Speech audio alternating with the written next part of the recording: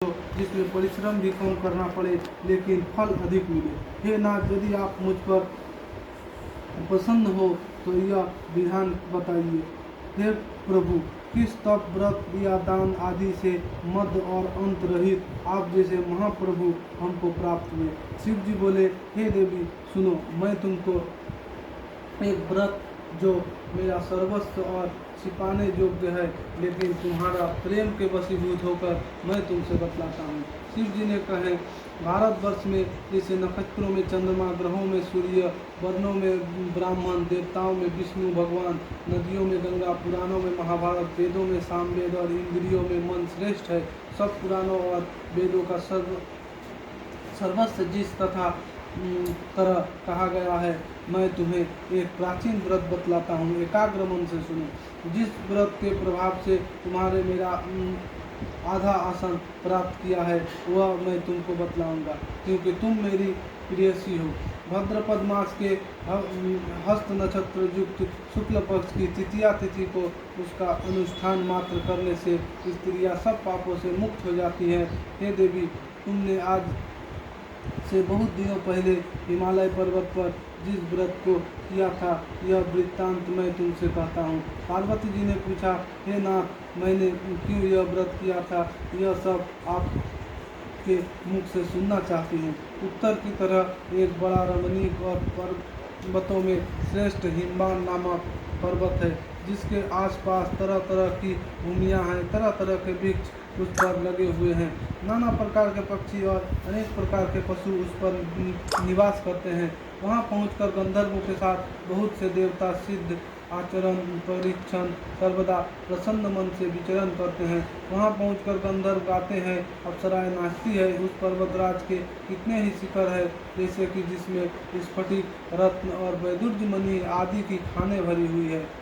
यह पर्वत ऊंचा तो इतना अधिक है कि मित्र के घर की तरह समझकर आकाश का स्पर्श किए रहता है।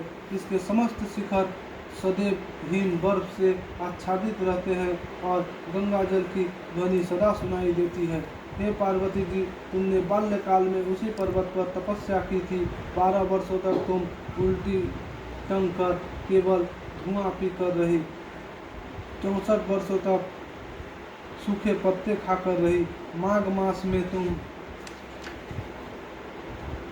जल में बैठी रहती थी और बैसाख की दोपहरिया में पंचनागिन तापती थी। श्रावण महीने में जल बरसा तो तुम भूखी प्यासी रहकर मैदान में बैठी रहती थी। तुम्हारे पिता इस तरह के कष्ट सहन को देखकर बड़े दुखी हुए। वे चिंता में पड़ गए कि मैं अपनी कन्या किसको दूं।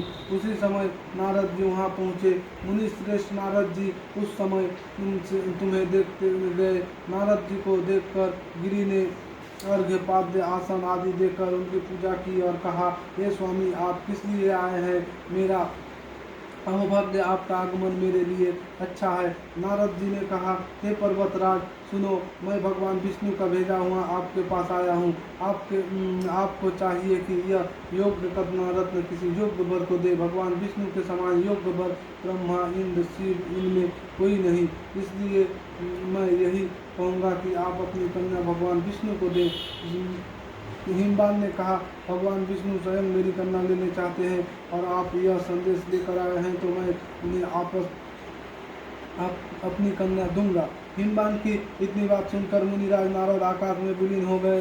हे पीताम्बर, शंख, चक्र और गदाधारी भगवान विष्णु के पास पहुँचने वहाँ हाथ जोड़कर नारद जी ने भगवान विष्णु से कहा, हे देव सुनिए, मैंने आपका विवाह पक्का कर दिया है। उधर हिमवान ने पार्वती जी के पास जाकर कहा कि हे पुत्री, मैंने तुम्हें भगवान विष्णु को दे डाली है। तब पिता की बात सुनकर तुम बिना उत्तर दिए ही अपनी सखी के घर चली गई। वहीं जमीन पर पड़कर तुम बड़ी हुई रोती हुई विलाप करने लगी। तुमको इस प्रकार विलाप करते हुए देखकर सखी बोली, तुम क्यों इतनी दुखी हो? इसका कारण बताओ। तुम्हारे जो कुछ इच्छा होगी यथाशक्ति उसका पूरा करने का चेष्टा करूंगी, इनमें कोई संशय नहीं है। पार्वती जी बोली, मेरी तो मेरी जो कुछ अभिलाषा है उसे तुम प्रेम पूर्वक सुनो। मैं एकमात्र शिव जी को अपना पति बनाना चाहती हूँ, इनमें कुछ भी संशय नहीं है। मेरे इस विचार को पिताजी ने ठुकरा दिया है, इसमें मैं अपने शरीर को त्याग दूंगी। पार्वती जी की इस बात सुनकर सखियों ने कहा कि शरीर का त्याग करने न करो, चलो किसी ऐसे व्रत को चले जहाँ पिता को पता न चले। ऐसे सलाह सुनकर तुम वैसे वन में जा पहुंची। उधर तुम्हारे पिता घर घर तुम्हें खोजने लगे, दूतों द्वारा भी खबर लेने लगे कि कौन देवता या किन्नर मेरी पुत्री को हर ले गया है। उन्होंने मन ही मन कहा, मैं नारद जी के आगे प्रतिज्ञा कर चुका हूँ कि अपनी पुत्री भगवान विष्णु को दूंगा। ऐसा सोचने हिमवान मूर्छित हो गए। गिरिराज के मूर्छित देखकर सब लोग हाहाकार करने लगे और दौड़ पड़े। जब होश हुआ तो सब पूछने लगे कि गिरिराज, आप अपनी मूर्छा का कारण बताइए। हिमवान ने कहा, आप लोग मेरे दुख का कारण सुने, न मालूम कौन मेरी कन्या को हर ले गया है। ऐसा नहीं हुआ तो उसे किसी काले सांप ने काट लिया या सिंह खा गए होंगे। हाय हाय, मेरी बेटी कहाँ गई? किसी दुष्ट ने मेरी पुत्री को मार डाला। ऐसा कौवे वायु को झोंके से कांपते हुए वृक्ष के समान कांपने लगे। इसके बाद हिमवान तुम्हें वन वन खोजने लगे। वह वन में सिंह, भालू, हिंस्र जंतु से भरा भयानक हो रहा था। तुम भी अपनी सखियों के साथ उस भयानक वन में चलती चलती एक ऐसी जगह जा पहुंची जहां एक नदी बह रही थी। उसके रमणीय तट पर एक बड़ी सी कंदरा भी थी। तुमने उसी कंदरा में आश्रम बना लिया और मेरी एक बालुकामयी प्रतिमा बनाकर अपनी सखियों के साथ निराकार रहकर मेरी आराधना करने लगी। जब भाद्रपद शुक्ल पक्ष की हस्तयुक्त तृतीया तिथि प्राप्त हुई, तब तुमने मेरा विधिवत पूजन किया और रात भर जाग कर भी दादी मुझे प्रसन्न करने में बिताया। उस व्रत राज के प्रभाव से मेरा आसन डगमगा उठा। इसमें मैं तत्काल उस स्थान पर पहुंचा जहां पर तुम अपनी सखियों के साथ रहती थी। वहां पहुंचकर मैंने तुमसे कहा कि मैं तुमसे प्रसन्न हूँ। बोले, क्या चाहती हो? तुमने कहा, मेरे देवता, यदि आप मेरे ऊपर प्रसन्न हैं तो मेरे पति बने। मेरे तथास्तु कहकर कैलाश पर्वत पर आपस आने पर तुमने वहाँ पद्मा नदी में प्रवाहित कर दी और सखियों के साथ उस महाव्रत का पालन किया। हिमवान भी तब तक उस वन में तुम्हें खोजते हुए आ पहुँचे। चारों दिशाओं में तुम्हारी खोज करते करते व्याकुल हो चुके थे, इसलिए तुम्हारे आश्रम के समीप पहुँचने ही गिर पड़े।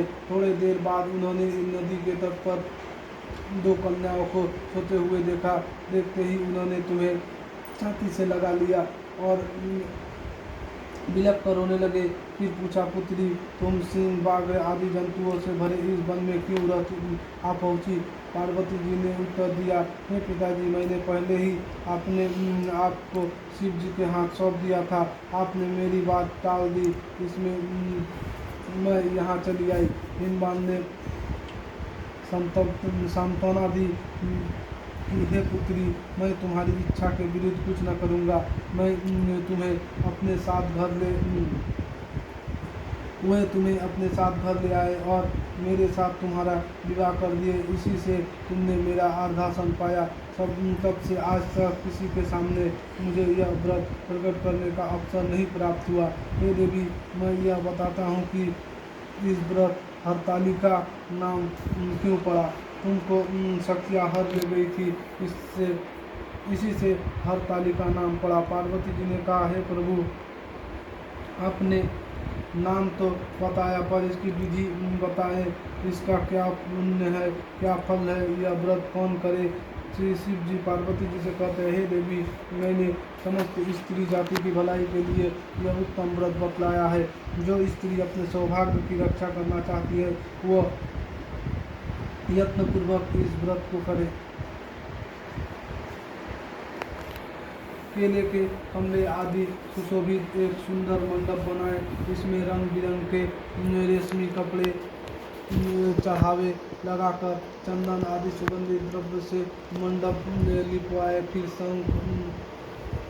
शंख भेरी मृदंग आदि बजाते हुए बहुत से लोग एकत्रित होकर तरह तरह के मंगलाचरण करते हुए इस मंडप में पार्वती जी तथा शिव जी की प्रतिमा स्थापित करें और उस रोज दिन भर उपवास कर बहुत से सुगंधित फूल, सुगंधित और मनोहर धूप, नाना प्रकार के नैवेद्य आदि एकत्रित कर मेरी पूजा करें और रात भर जागरण कर ऊपर जो जो वस्तुएं गिनाई गई है उनके अतिरिक्त नारियल, सुपारी, जम्बीरी, नींबू, लौंग, अनार, नारंगी आदि जो जो फल प्राप्त हो सके उन्हें इकट्ठा कर ले। इस ऋतु में जो जो फल तथा फूल मिले सबके विशेष रूप से रखे। इसके बाद धूप, दीप इत्यादि से पूजन कर प्रार्थना करे, हे शिव विरूपिणी, हे मंगल सर्व तथा अर्थों को देने वाले, हे देवी, हे विश्वरूपे आपको नमस्कार है, हे विश्वरूपे आपको सदा के लिए नमस्कार है, हे ब्रह्मरूपी आपको नमस्कार है, जगधात्री आपको नमस्कार है, हे सिंहवाहिनी संसार से भयभीत हुए दिन की रक्षा करे, इसका कामना पूर्ति के लिए मैंने आपकी पूजा की है। हे पार्वती जी, मुझे राज्य और सौभाग्य दे, मुझ पर प्रसन्न हो। इन्हीं मंत्रों से पार्वती जी तथा शिव जी की पूजा करें। तदंतर विधि पूर्वक कथा सुने और ब्राह्मण को वस्त्र, गौ, सुवर्ण आदि देवे। इस तरह एकत्रित होकर स्त्री पुरुष दोनों एक साथ पूजन करें। फिर